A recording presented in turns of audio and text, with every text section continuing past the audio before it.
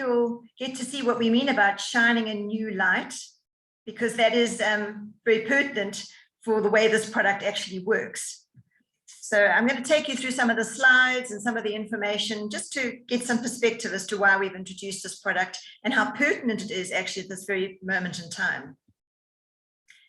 Because I'm sure we'll all agree that the world has changed actually. And of course, many of our needs, particularly our health needs at this time, are paramount and you know, right up there at front, and much big concern for many people in terms of prevention, keeping ourselves healthy, keeping our families healthy. And that's exactly what Neolife's job is, actually, to help you to achieve that.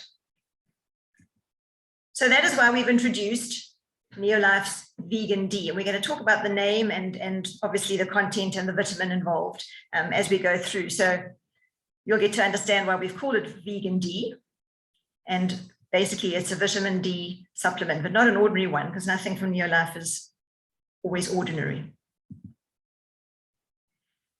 So just a reminder, just as I say, nothing is just ordinary. We don't just talk about, you know, this is a bottle of tablets and pop them and you'll feel better. It's a whole holistic approach, and part of our job is to educate, to uplift people, to enlighten them, to expose them to new ways of thinking, and to reassess what it is they're doing with their health and that of their family, you know, and just how they're feeling mentally and physically.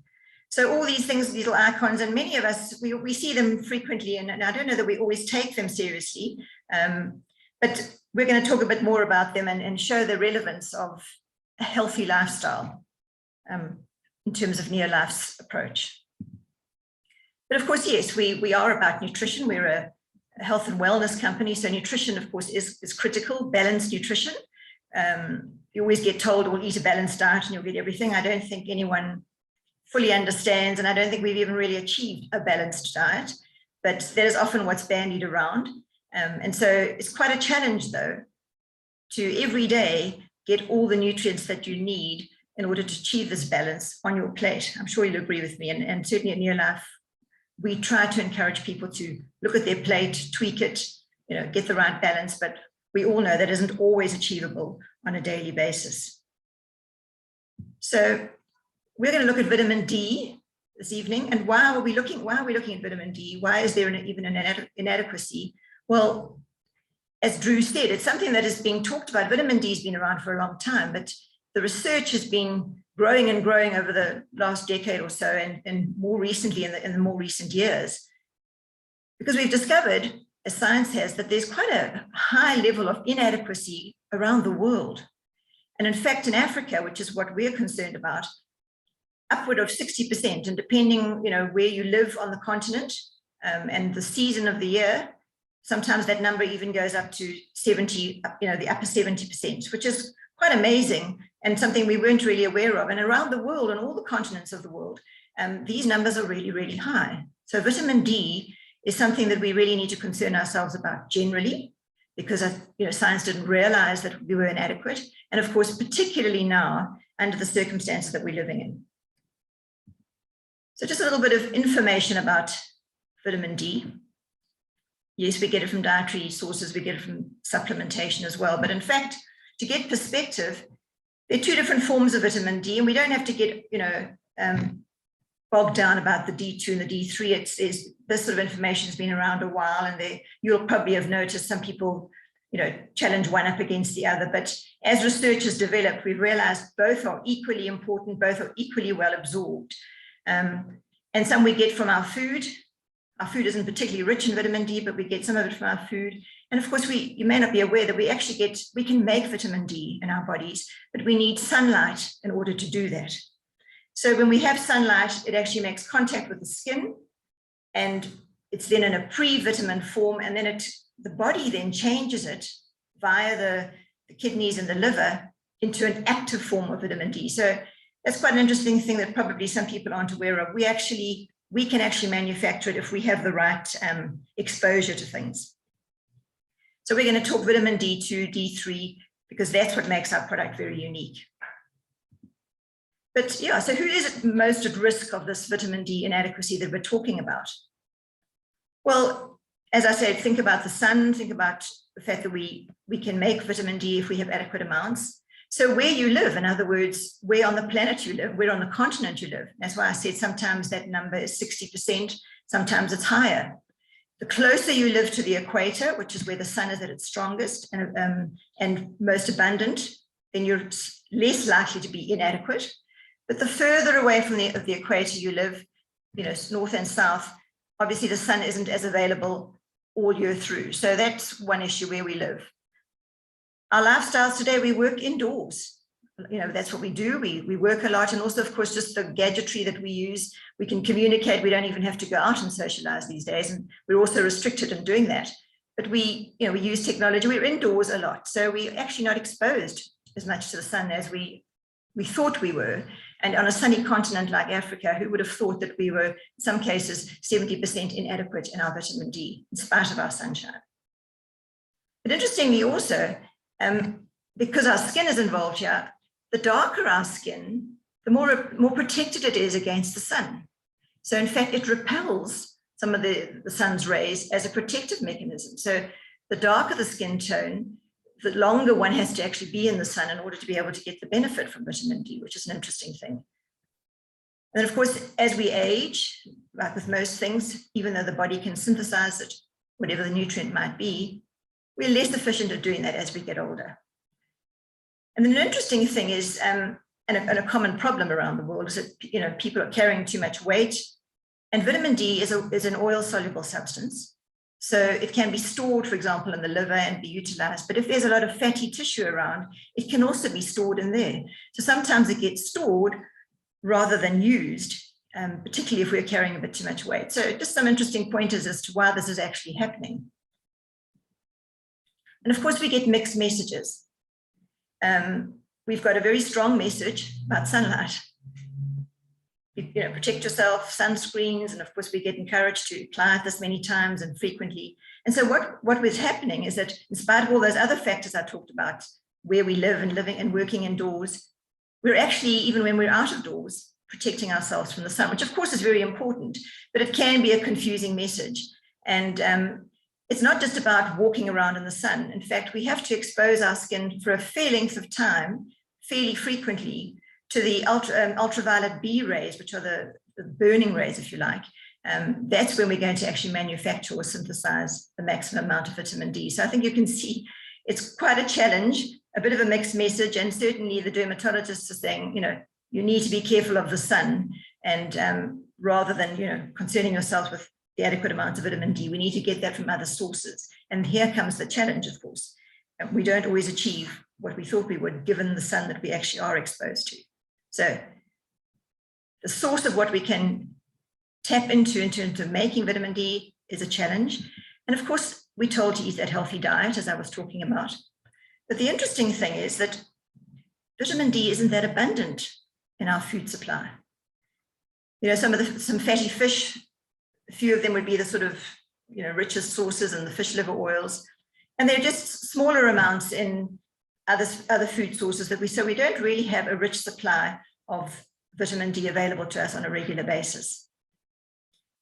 And an interesting thing also is what is happening in our lifestyles, I think in general around the world, is that people are being encouraged, actually, as we are at Neolife, encouraging people to eat more plant-based nutrients. I mean, fruit and vegetables are plant-based, whole grains are plant-based.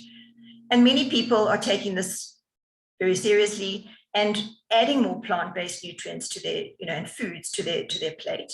I mean, in our communities, we've got a variety of different patterns of dietary choices. People love to eat meat in South Africa, but many are still adding more plants and fruit and vegetables to their protein source, whether it be, animal beef or whether it be fish. And some are then deciding, I'm going to go more towards the vegetarian side or more of the plant-based. And some go to the other side of the spectrum, which is what we call vegan, where they choose only plant-based nutrients and no animal-based nutrients at all. Sometimes their food choices might be entirely raw. Some will be cooked. And of course, also their lifestyle choices. Perhaps they won't have anything that has been derived from an animal. So maybe not even using wool or leather or perhaps even honey, because it comes from a living entity. So those are different choices that we're seeing around the world. And that's why we say our world really is changing in many different ways. And so because vitamin D isn't very abundant in our food supply anyway, and it's even less available in plant-based nutrients, there's a big challenge to be able to get adequate amounts from our diet. And given those other restrictions I was talking about, it's quite a challenge to get enough vitamin D.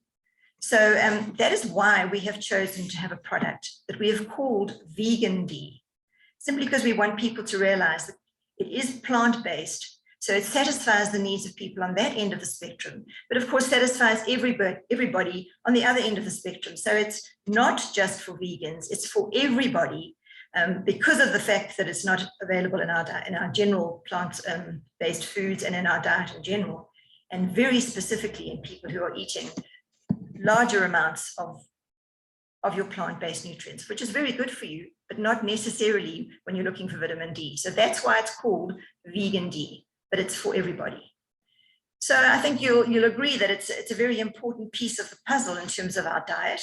And we're very proud that we can actually, put this into the puzzle of our dietary recommendations and have people get adequate amounts of vitamin D. And so we talked about the fact that the world is changing and so our health needs. And so let's look at the health aspects of vitamin D in our diet, and of course the challenges of inadequacies. And we say here it's for more than just bone health, but that doesn't diminish the fact that it's extremely important for bone health. So we're going to go through some of these different aspects that we are talking about in terms of vitamin D and our health. And I do want to just touch on bone health because it's crucially important. So together with the calcium and magnesium and phosphorus, because bone isn't just made of one or two entities, it's a combination of different minerals. And we need vitamin D there to be present in order for the calcium, for example, to be absorbed. So if we don't have adequate amounts of vitamin D, then our bone health comes into play, the challenges that we have. And right through the life cycle, vitamin D is very important for bone health, whether we've still actually in the developmental stage, or whether we're actually at the other end of the spectrum, and elderly, we need vitamin D. And these are some of the issues. Rickets, for example, will happen in children predominantly, and the adult form of rickets, which is a weakness of the bone in adults, is called osteomalacia. So let's just look at this issue with rickets, because it's actually quite an amazing thing. We talk about it, but we don't always think it's actually happening around us, but it truly is.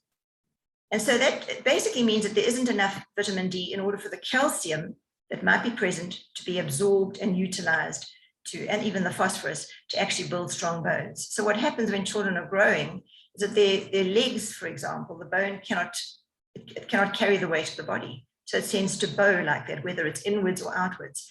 And that's a very real issue. And of course, it's not just the legs where that happens. It happens in various parts of the body, even on the head, for example. And of course, because we'll talk about vitamin D in terms of immunity, you'll find that in actual fact, they're often compromised in terms of their health right through their lives. So this is a very real and very tragic thing when it's actually avoidable, but very real nevertheless. And you'll see there just in that little sort of graphic that the legs on the right-hand side of the picture there are just showing that there isn't as much calcification happening in that bone, simply because there isn't adequate amounts of vitamin D. Right, so we are now going to talk from bone health into something else that's very, very important right now in our daily lives. And of course, that is our immune system. And so we talk about vitamin D, and that's a very big, powerful part of this product right now. Right now, in this, as I say, in our health crisis, we've just come through winter, so we haven't had very strong sunlight. So there's a very high need right now for us to actually look at our vitamin D intake, see whether we're part of the statistics of the people that haven't got adequate amounts, and make sure that we do have vitamin D in our diet. If we can't get it from the foods that I showed you, well, we need to really consider how we're going to supplement our diets. So it's important for every aspect of our immune system. We have what we call a first line of defense and then a second line of defense. And so the first line of our immune defenses are actually our digestive tract. In other words, the barrier function that comes when we swallow something. Our skin, of course, becomes it's our protector, an external one that we can relate to because we can see it. And then, of course, the respiratory system. So these are systems that are the lining of the respiratory system, for example. These are protective areas. It might seem strange to think, you can see the skin is external to the body, if you like, but it might be strange to think that your digestive tract is also, if you like, an external thing, because when you swallow something, it doesn't automatically get into the bloodstream straight away. It goes through all the tubing and the piping. So it's still external, if you like, to the actual body. Same with the lungs. We breathe in something and it's got to still make its way into the bloodstream. So these are first line defenses that we have, and extremely powerful ones and very important ones in our immune system in general. So the gut lining or barrier, the lining of the respiratory system, and of course, the integrity of the skin. And I think we've all heard a lot about the importance of strength of our respiratory system, because at this particular time, in this particular virus that we're all exposed to, but I mean, it could be the flu virus, things that we breathe in are going to get into our lungs. And so the quality of our first line of defense is extremely important. And there's a lot of research being done now to show that vitamin D is definitely going to help against respiratory infections in general.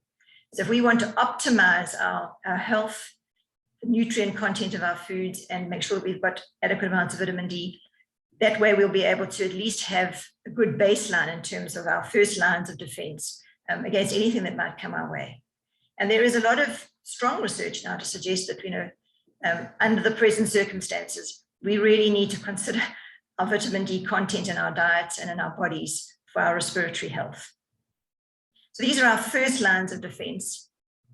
And then, of course, the rest of our internal immune system, in other words, all those different immune cells that we have, some more specifically than others, they kick into play these sort of antimicrobial component, and they defend us against these invaders if they do get into the bloodstream and into the body as such.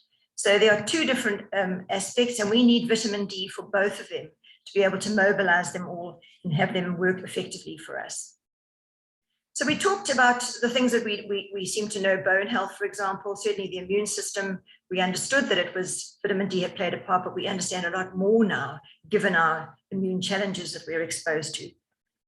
But, talking about the fact that there is so much more research, and we've realized, in fact, science has, that we've got receptors, or if you like, nutrients that will receive vitamin D all over the body. And some of it we don't fully understand how they all work, but I mean, look at all the systems of the body that in fact we find little parking spots, if you like, that will receive vitamin D if we have it in the bloodstream. So it actually influences the whole body, in fact.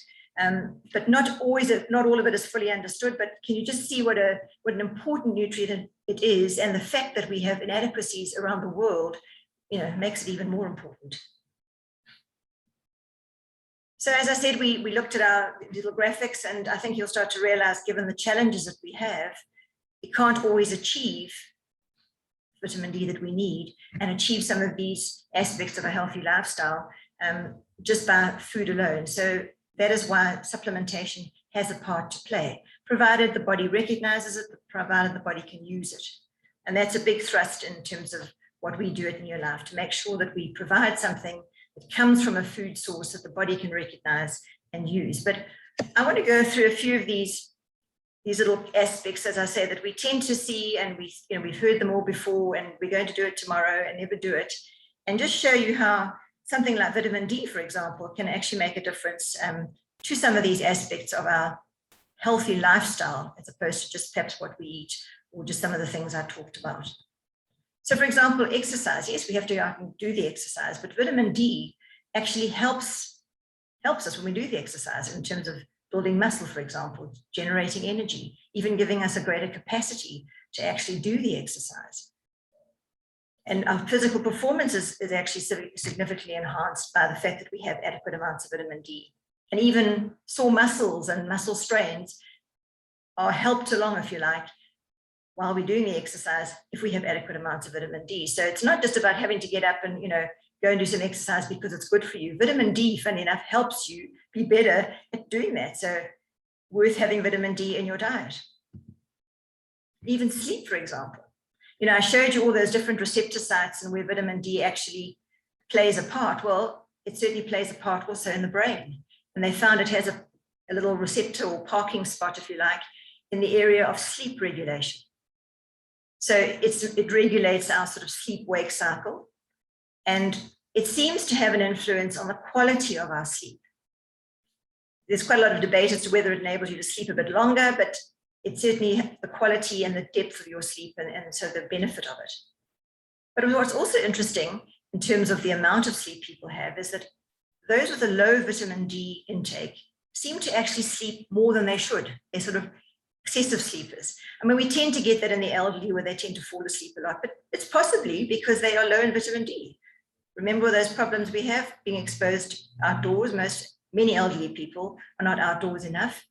The fact that we're just aging means we actually manufacture much less than we typically used to. So that's possibly one of the triggers that causes people to, you know, constantly fall asleep. So too little vitamin D causes one to upset one's sleep pattern and perhaps want to sleep more than is healthy, actually. And of course, yeah, stress, we're always told to manage it, and it's easy to say, you manage your stress. But in fact, interestingly, vitamin D, it's as vital for mental health as it is essential for physical health. And usually in the scope of mental health, you know, we talk depression, negative emotions, and perhaps quality of life, but it actually addresses a broader spectrum of that. So just general stress, nervousness, you know, mood, just our self-esteem or just our level of happiness. It seems like if we have adequate amounts of vitamin D, we tend to definitely have an uplifted state of mind. And in fact, there is research to show that there's a positive relationship between vitamin D intake and depression, or inadequate amounts of vitamin D and depression. Most of the research has been done on adults, but there's definitely people looking into children. And I think right now we've started to realize that we need to look at the mental health of our whole family. And so they, you know, these sort of factors that they've found in adult research definitely relate as well to children. So we need to make sure that our children are getting adequate amounts of vitamin D. So just in some of those little, you know, icons that you saw, you can start to see vitamin D has a part to play. Okay, so obviously if you're a cigarette smoker, we would generally recommend that you know, try and stop smoking, not as easy as it's said. But because cigarette smoke, we know, has many challenges to the system in general, but in form of vitamin D, it actually affects the production of some of the active forms. Remember, we manufacture vitamin D, but it has to be activated in the body. And it tends to affect the availability of this active form in our lungs, in the cells of our lungs. It also may affect that little parking spot, the receptor site, and receiving vitamin D in the lung tissue. But there is also a value in actually having vitamin D in the system, even if you are a smoker, because it does tend to, because it works in the respiratory area and in the lung tissue, it definitely helps to at least keep it healthier than it might otherwise be. And it also seems to promote, you know, it's got antioxidant properties, or it promotes antioxidant development in the body. So it might well help against the oxidative stress that cigarette smoke is going to affect the lungs and the body in general. So there's challenges by the fact that cigarette smoke affects us in terms of using vitamin D. That's why we need to make sure that we have it, even if we take it in a supplement form, but also is helpful in protecting the cells of the lungs if we are a cigarette smoker. But of course, the first prize would be to try and give it up. Yeah, so if we, as I say, just looking at those little icons again, we can achieve something more than just the physical aspects of all these things that we've been told to do by actually having something in our diet that enables us to achieve them more effectively. But since our diet is lacking in vitamin D in general, supplementation really comes to the fore here. And that's what's so exciting about the fact that we've introduced a vitamin D product on its own, where we can actually add to the other concentrations in other products and add to the foods that you're actually eating. So when you see these little icons in future, know that they actually matter, and that they, you can help yourself along by having a good diet and achieving these things. So I think our vegan D definitely is probably one of the missing pieces in this puzzle. It was quite interesting to see, as I say, how the vitamin actually helped us with some of the other lifestyle components, not just only from a dietary point of view. Right, so how much vitamin D do we actually need and what is recommended? And these are just some of the numbers. You probably won't remember them all specifically, but what I just want to point out is you can see right through the life cycle that we need to have vitamin D. Even in pregnancy, it's important. And in fact, very important in pregnancy, because what can happen is if young moms don't have adequate amounts, and obviously the little infant's not going to have, and the breast milk is not going to have enough. So that already compromises the bone tissue, for example. So you'll see that a child from 1 year old is taking the same as all adults. It's a very important nutrient right through the life cycle. And older adults, as I said, remember, we're not as effective as utilizing the sun where we need to be able to try and make vitamin D. So from about at least 70 years onwards, 800 units, so it's more than the average. And the upper limit, just to give you some perspective, is about 4,000 international units. That's just a yardstick. So just to give you some sort of measure of what we should be taking in. And these numbers, incidentally, these recommendations have all been increased right around the world in all communities fairly recently. So these are the sort of newer numbers, if you like. So that's why we believe we've got a new breakthrough in vitamin D supplementation, because you can see the challenges, you can see the importance of it. It's crucial, in fact, at this time, and we're not able to achieve it from our diet and from the sunshine alone. So we have put together a very unique product because, as I say, it satisfies the whole spectrum of dietary choices people have, and that's hugely important. Because remember, it's not very available in our food supply, and particularly not in the plant-based foods. And what we've done, which is unique on the market, is that we've put a blend of both of these different forms. And as I say, we don't have to get bogged down by the detail of them. Let's just know that we have both of them. And in fact, I tried to do some research just to sort of in the marketplace to see if there were other products that had both of these. I could only find one, which is one you can only buy online. And it's not something that's available on the shelves in South Africa. So, it doesn't give you very much information about it. So pretty much there's virtually nothing on the market that has a blend of both these different forms and from actual foods, naturally sourced, from whole foods. There's a unique plant sourced combination, which we're going to talk about. And because we've got both these combinations of forms of vitamin D, it's a high potency and very recognizable by the body. So that's why we would say highly bioavailable. So a very exciting combination. Each tablet has 400 international units. And if you go back and you think about the recommended daily allowances that I talked about, that's a very significant amount. In fact, I just want to read to you, just to give you perspective about this recommended dietary allowance, the RDAs, because this is pretty much what the definition is that it will meet the needs of nearly sort of 97% of healthy individuals to prevent nutrient deficiencies. What it's not necessarily enough to do is to maintain optimum nutritional status and prevent chronic disease. So this is something that the RDAs, the recommended, those 600 international units that I showed you, which were for adults, pregnancy, and even children, is pretty much just to keep you away from a nutrient deficiency.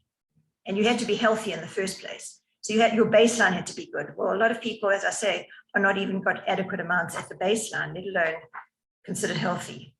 So these values are therefore considered to be minimum amounts necessary to achieve and maintain, not necessarily the fact that you're achieving optimal nutritional status.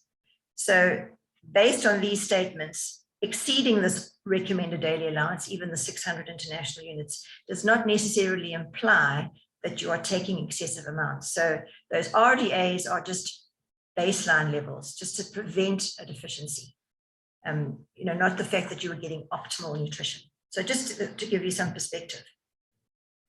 So this is a 400 international unit tablet. Remember the RDA, the sort of preventing deficiency, was 600 international units. So let's kind of see how this all plays out eventually. But first of all, let's look at these whole food vegan sources, because they can be quite unusual. So just to get you used to the names. Lichen, which is something that we find in different communities, mostly in the Arctic and in the mountains, is a good source of vitamin D3, and mushrooms are a very good source of vitamin D2. So what is this lichen? it is completely vegan because it's completely plant sourced. And interestingly, it's very hardy. It can survive drought, it can survive wet climates, hot, cold. It doesn't tolerate pollution very well. So in order for it to thrive, it has to be in fairly pristine environments, which makes it very, very unique and a very desirable ingredient for us to use. And is it part of the human food chain? Yes. In fact, it is eaten more in these sort of higher lying areas in the Arctic countries, for example, and people sometimes grind it and make it into a flour and they use it in bread. So while it isn't necessarily everywhere in the world, it is definitely something that humans do eat, tolerate, and benefit from. So this is a source, a plant source of vitamin D3. Then, of course, mushrooms is where we get some of the vitamin D2. And mushrooms, a plant source, a natural source. Now, interestingly, when you expose mushrooms to ultraviolet light, which is exactly what we were saying that humans needed to do, they actually generate more vitamin D. So now that we understand that, we actually expose them and we actually increase the amount of vitamin D the mushroom will provide. And so, of course, it also makes it very suitable for vegans and, of course, vegetarians. We also use a little bit of yeast to actually concentrate our sources of vitamin D. And I'm mentioning that because people will say, oh, but I can't tolerate yeast. And there's no yeast in the product. We simply use it as it's a technique that is used in medicine, it's used in the pharmaceutical industry and in the nutrition industry in order to concentrate ingredients. But at the end of the day, there's no yeast actually in the product, simply to concentrate some of these ingredients. So very exciting and unusual combinations, but mushrooms and lichen, which the lichen certainly is probably a new concept to people, but we're excited about it because this makes this product completely suitable for people who want to have a completely plant-based diet. But of course, mushrooms also provide other nutrients and something called beta-glucans, which now that you know the name, we'll see it around. It's actually a carbohydrate that you find in the mushroom, and it's very effective for the immune system. And there are other nutrients in here. There's some copper, there's some selenium.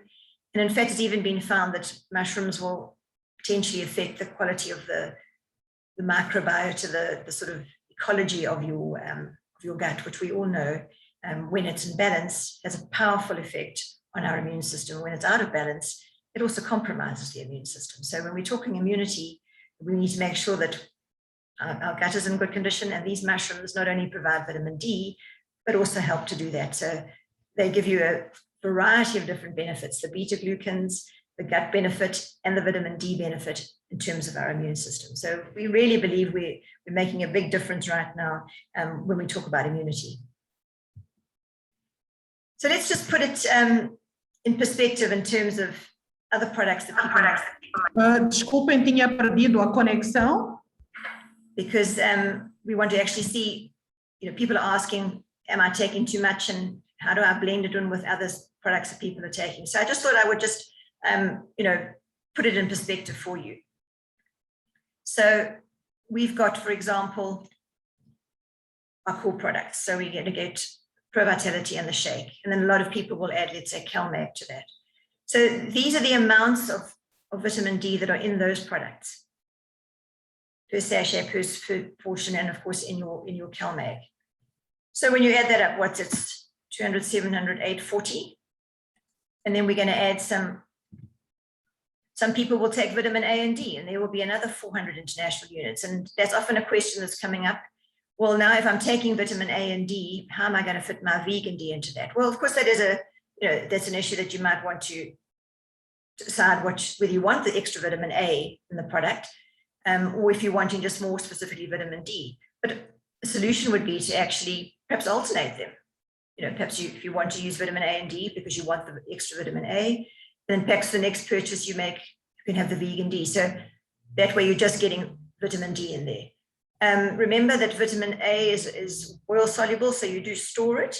And of course, these other products, Pro Vitality, the Near Life Shake, are giving you vitamin A as well. So you need to assess your concentrations. But certainly you'll see that A and D and vegan D have the same amounts of your vitamin D. However, the vegan D has the source of both different sources, and it's plant-based.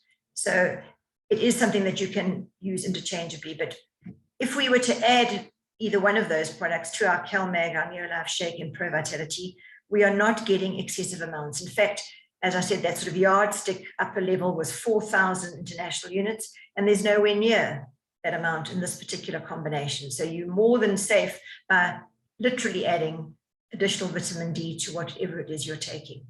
And I hope that I've shown you up until now that all of us need to look at our vitamin D content in our diet. If we don't get it from our food and don't get it from the sunshine, we definitely need to supplement. And then, of course, even for our children, let's just look at how our children are faring, because right through the life cycle, very important. So whether they're very little and taking perhaps Liquivite, that's what you're getting in terms of your portions. You can obviously vary your VitaSquare concentrations. That's just to give you an idea of how much you're getting per tablet. If they're taking NutriShake, add 200 international units. So to add a little vegan D, and I say little because the tablet, if you haven't tried or seen it, is tiny, very easy to swallow, very easy to manage. So it's actually ideal for kids and for the elderly, and anybody in between who doesn't like to swallow tablets. But this little vegan D is very, very small, very manageable. So this product suitable for everybody, plant eating, animal eating, a mixture of both, and whether you're young, pregnant, or right at the other end of the age scale. It can be combined very easily with your products. And also just to show you, very, very well priced for all the benefits that it has, all the nutrient content, all the technology that's gone into it, an exceptionally well priced product. There are 90 tablets in there. It's a 400 international unit tablet. So you can actually happily take 1, 2, even 3 if that's what you need. And the 90 tablets is going to last you a fair length of time as well. And remember, you can combine it, as I showed you, with all your other products that you are taking on a regular basis. So at the end of all of that, I hope I've proved to you that it's there and necessary for everyone. Whatever it is you choose to eat, whatever age you are at this particular moment in time, and whatever your health status is, vegan D is going to help you get enough vitamin D to make sure that your body is able to manage the challenges that we have in the world today and make sure that you are healthy wherever you happen to find yourself. And so I hope that we have shone a new light on your health. We believe we have. And if you take the vegan D, I think you're going to find that that is a bright new light on the horizon for you and for your health, for yours and for your family and everybody else you come into contact with. So that's what I've had to share with you tonight. I hope you've learned something, and I hope you're motivated to go out there and make sure that every aspect of your body, every cell in your body that needs vitamin D is going to get it. Thanks very much.